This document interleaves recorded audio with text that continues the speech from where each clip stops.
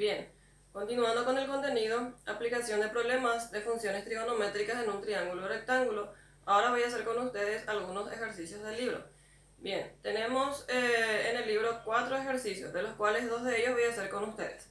Voy a hacer el número 2 que dice que en un rectángulo, en este caso los lados AB y CD son iguales, que miden 8 centímetros. También los lados BC y AD son iguales, en este caso mide 15 centímetros. Nos pide calcular las funciones trigonométricas del ángulo alfa. Bien, miramos entonces. El segmento BD es la diagonal de este rectángulo y cuya diagonal parte en este caso al rectángulo en dos triángulos rectángulos. En este caso yo voy a tomar uno de los triángulos, voy a tomar el triángulo en donde aparece mi ángulo alfa. Bien, y voy a tomar entonces en este caso el triángulo BCD. Acá le tengo al ángulo alfa.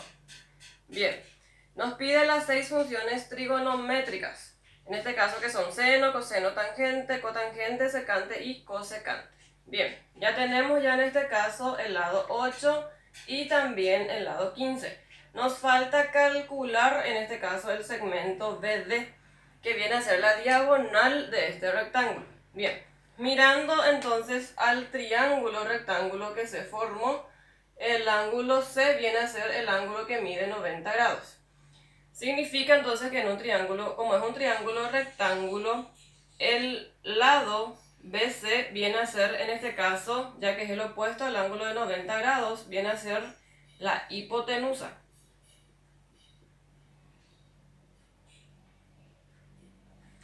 Mirando este ángulo alfa, 15 centímetros, como viene a ser su opuesto, viene a ser en este caso el cateto opuesto.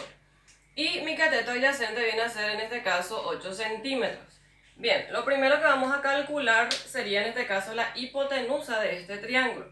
Y voy a utilizarle a Pitágoras para poder calcular la hipotenusa, ya que tenemos ya de datos dos lados.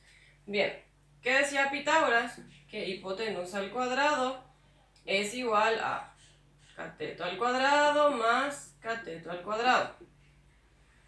Hipotenusa es lo que necesitamos, en este caso está dado por el segmento BD. Sería entonces BD al cuadrado va a ser igual a, y los catetos que son en este caso, 15 al cuadrado más 8 al cuadrado. Resolviendo esto sería 15 al cuadrado más 8 al cuadrado viene a ser, en este caso, 289. Y potencia pasa al otro miembro como raíz, o sea que tengo que hallar la raíz cuadrada de 289. Y eso me va a dar de resultado 17 centímetros. O sea, significa entonces que la hipotenusa mide en este caso 17 centímetros. Y de ahí ya voy a poder hallar las 6 funciones trigonométricas.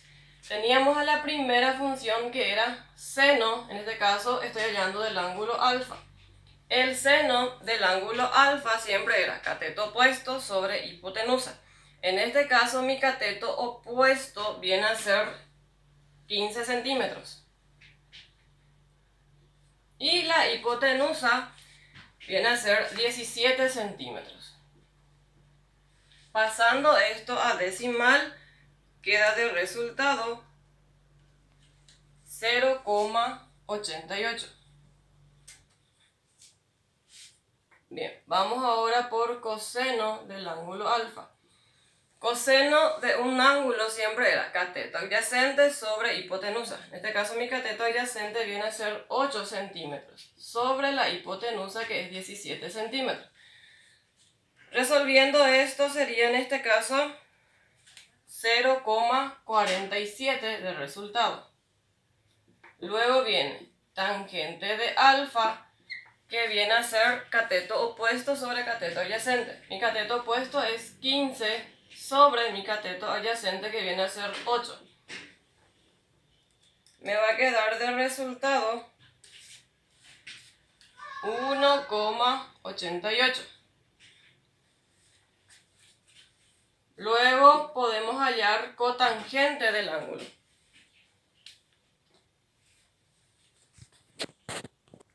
Bien, de la misma forma continuamos con las funciones que son cotangente, secante y cosecante. Cotangente viene a ser la inversa de tangente, por tanto su fórmula era cateto adyacente sobre cateto opuesto, y era 8 dividido 15, y eso me va a dar el resultado 0,53. Secante es la inversa de coseno, que su fórmula sería hipotenusa sobre cateto adyacente, que sería 17 sobre 8, y eso me va a dar de resultado 12,13.